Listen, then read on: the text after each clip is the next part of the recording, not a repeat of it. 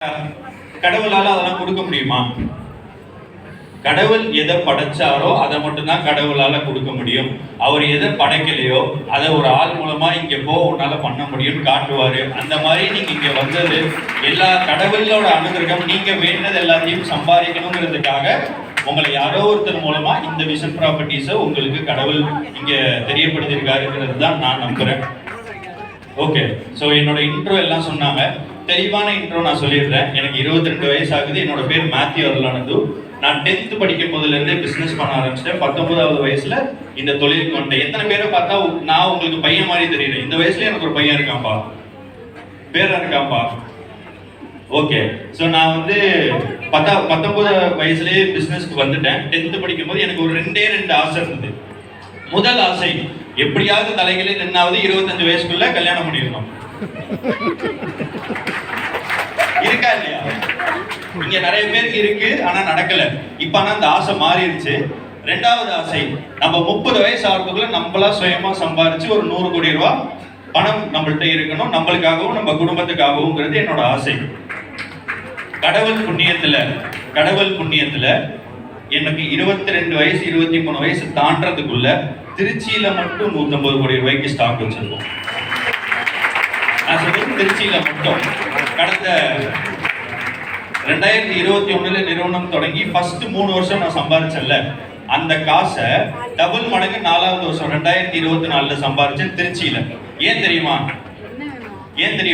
First 3 வருஷம் Matthew ஓடுனது அவனுக்காக, அவன் குடும்பத்துக்காக. அடுத்த 1 வருஷம் அவன் ஓடுனது அவனை நம்பி இருந்த எல்லாருக்காகவும். இவங்க எல்லாருக்கும் நான் பிளாட் கொடுக்கணும், இவங்க எல்லாரையும் சம்பாதிக்க வைக்கணும், தனசேகர் அவர் கடன் அடைக்கணும், லிடியா மேம் கார் வாங்கணும், சிவமணி கார் வாங்கணும், அடுத்தவங்களுக்கு நான் சம்பாதிக்கிறதுக்கு வாய்ப்பு கொடுக்கணும்னு நான் என்னைக்கு ஓட ஆரம்பிச்சனோ அன்னைக்கு என் மேல கோடியா திணிக்கப்பட்டது. நீ போய் இடம் வாங்கு, நீ போய் பண்ணு. எனக்கு இன்னும் இவ்வளவு பெரிய கிரௌட பார்க்கும்போது நல்ல ஞாபகம். சென்னையில இருந்து திருச்சிக்கு நானும் தனசேகரம் மட்டும்தான் வந்தோம். இதே ரம்யா ஹோட்டல்ல ரூம் போட்டு 1 மாசம் வேலை பார்த்துட்டு தான் இருந்தோம்.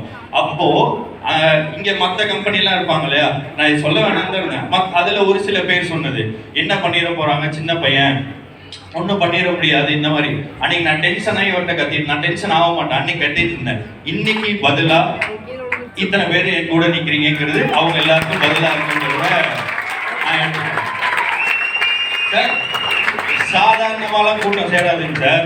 உண்மையிலே ஒரு இடம் ஜென்யூனா இருக்கு, நல்லா இருக்குன்னு நான் மட்டும்தான் செய்யறோம். அதுவும் நீங்க இவ்வளவு ஆதரவு கொடுத்தது எனக்கு மேலும் பொறுப்பை கொடுக்குது. என்னோட 30 வயசுக்குள்ள 100 கோடி சம்பாதிக்கணும்னா 24 வயசுக்குள்ள அதை சம்பாதிச்சிட்டேன்னு சொல்றேன் இல்லையா? இப்ப 23 வயசுக்குள்ள அடுத்த 7 வருஷம் என்னோட பயணம் ஒண்ணுதான். திருச்சியை பொறுத்த வரைக்கும் 2000 பேரை கோடீஸ்வரனா மாத்தணுங்கிறது தான் நான் டார்கெட்டா எடுத்திருக்கேன். திருச்சியை மட்டும் தமிழ்நாட்டுல 10,000 பேர், அதுல திருச்சியில 2000 பேர். அந்த 2000 பேர்ல நீங்களும் இருக்கலாம், நானும் இருக்கலாம், யாரா வேணா இருக்கலாம். ஆனா இதுல இருந்து இப்ப இன்னைக்கு வந்தது 1000 பேர், அடுத்து 4 லான்ச் இருக்கு, ஒவ்வொரு மீட்டிங்க்கு 1000 இதுல இருந்து எனக்கு வேணுங்கிறது 2000 பேர். 2000 பேரை கோடீஸ்வரனா திணிக்க போறேன். இப்ப எப்படி நீங்க இந்த திருச்சி மக்கள் எனக்கு கொடுத்தீங்களோ அதை நான் திருப்பி கொடுக்க போறேன். ஆனா என்னால கை கொடுக்க தான் முடியும், புடிச்சு கூட்டிட்டுலாம் போக முடியாது.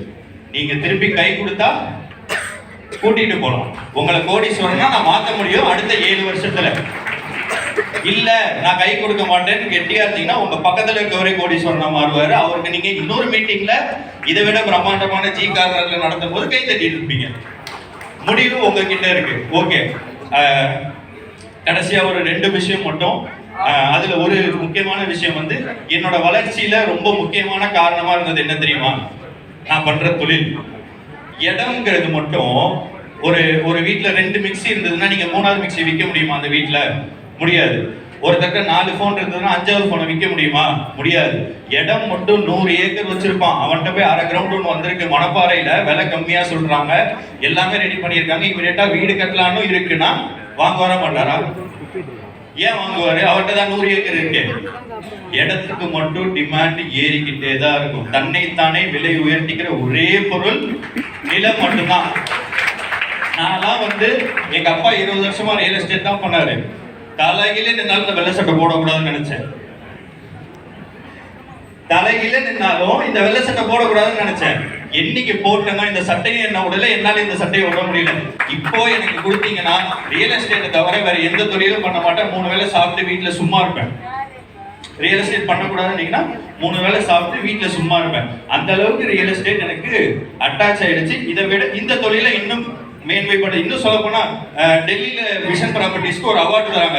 அது என்ன, எக்ஸலன்ஸ் இன் தீமேட்டிக் ப்ராஜெக்ட்ஸ். இந்த தீம்டு ப்ராஜெக்ட் பண்றதுல எக்ஸலன்ட், அதுக்கு நாமினேஷன் பண்ணியிருக்கோம். அடுத்த மாசம் ஜூன் 16 என் பர்த்டே 13 அவார்டு தராங்க. இதை இன்னும் மேன்மைப்படுத்தி எப்படி எல்லாம் பெருமை சேர்க்கலாம் சார். இந்தியா லெவல்ல நடக்கிற ஒரு கான்ஃபரன்ஸ்ல திருச்சி குமரப்பட்டியில பண்ண விஷன் சார்ஜெட் Trichy first ever sports team லே அவுட்ங்கிறத போய் காட்டுறோம்ல, அங்க இருக்குல்ல, திருச்சியில பக்கத்துல இருக்க குமரப்பட்டி எடுத்து போய் டெல்லியில வைக்கிறோம்ல, அதுதான் இதோட ரிசல்ட். இந்த பிசினஸை வெறித்தனமா பண்றேன், வேற ஒண்ணும் கிடையாது. இந்த ஒரு 4 வருஷம் மேத்யூ அவனுக்காக அவன் குடும்பத்துக்காக உழைச்ச போது இருக்கிற வெரி சக்சஸ் பாத்தீங்கல்ல. அடுத்த 7 வருஷம் 2000 பேருக்காக உழைக்க போறாங்க போது எப்படி இருக்கும்? அதோட ஆரம்பம் தான் இது. ஒரே நாள்ல 2 சைட் சார். எனக்கு தெரிஞ்சு இந்த மாசத்துல 3ஆவது சைட். முத வாரம் என்ன பண்ணோம், ஆர்ச்சர்ட் பண்ணோமா, ஃபேஸ் 2 பண்ணோம். இப்போ அடுத்த 2 சைட். அடுத்த வாரம் லான்ச்சிங்லாம். இனிமேல் நம்ம டைரக்டர்ஸ்லாம் இன்னொன்னு சொல்லணும். என்னோட நான் சொன்னதுதான், என்னோட சேல்ஸ் டைரக்டர்ஸ் நீங்க ஒரு 17 பேர் வச்சிருக்கேன் இல்லையா, மேத்யூ மாதிரி இருக்காங்க. மேத்யூ எப்படி பேசுவானோ அப்படி பேசுவாங்க, மேத்யூ எப்படி நடப்பானோ அப்படி நடப்பாங்க. இந்த 2000 பேரை உருவாக்க போறது நான் கிடையாது. என்னோட வேலை என்ன தெரியுமா, இடம் பார்க்கறது, இந்த இடத்துக்கு விலை வைக்கிறது, அதை லே அவுட் பண்றது தான். மக்கள்கிட்ட எடுத்துட்டு போய் சேர்றதும், இன்னும் 2000 மேத்யூ கோடீஸ்வரனா மாத்துறதும் இந்த 17 பேரோட பொறுப்பு தான். உங்களை இன்வைட் பண்ணவங்களும் அவங்களும் இருப்பாங்க. எனக்கு வேலை ஈஸி. இந்த 3-4 வருஷத்துல நான் பண்ணது இந்த 17 பேரை திருச்சியில உருவாக்கிட்டேன். அடுத்த 7 வருஷத்துல இந்த 17 பேர் 2000 பேரை உருவாக்க போறாங்க. கணக்கு சிம்பிள் சார். இது என்ன, ஏதோ ஒரு ரியல் எஸ்டேட் பிசினஸ், போய் வித்தா காசு தருவாங்க. உள்ள வந்து பாருங்க சார், அப்ப தெரியும். இது வந்து ரியல் எஸ்டேட் பிசினஸ், இது வந்து ஒரு லைஃப் ஸ்டைல். இது வந்து நீங்க உள்ள வந்தா 48 பேரை திருச்சியில இருந்து பிளைட் ஏறி இங்க இருந்து மலேசியாவுக்கு 5 நாள் டூர் கூட்டிட்டு போகணுங்கிறது ஆசை. நடந்ததா இல்லையா? கிட்டத்தட்ட 42 லட்ச ரூபா 45 லட்ச ரூபா செலவு பண்ணி கூட்டிட்டு போயிட்டு வந்தோம். இந்த அளவுக்கு கம்பெனி டெடிகேட்டடா இருக்கு. இன்னொன்னு சொல்லுவாங்க, சிஇஓங்கிறது வந்து கம்பெனியோட ஓனர் கிடையாது, தெரியுமா? சிஇஓங்கிறது கம்பெனியோட ஓனர் கிடையாது. போர்ட் ஆஃப் டைரக்டர்ஸ்க்கு கீழே வேலை பார்க்குறவர் தான் சிஇஓ. இங்க 17 டைரக்டர்ஸ்க்கு கீழே வேலை பார்க்குறவர் தான் இந்த மேத்யூ. இந்த 17 டைரக்டர்ஸ்க்கு ஸ்டாக் கொடுக்குறவர் தான் இந்த மேத்யூ.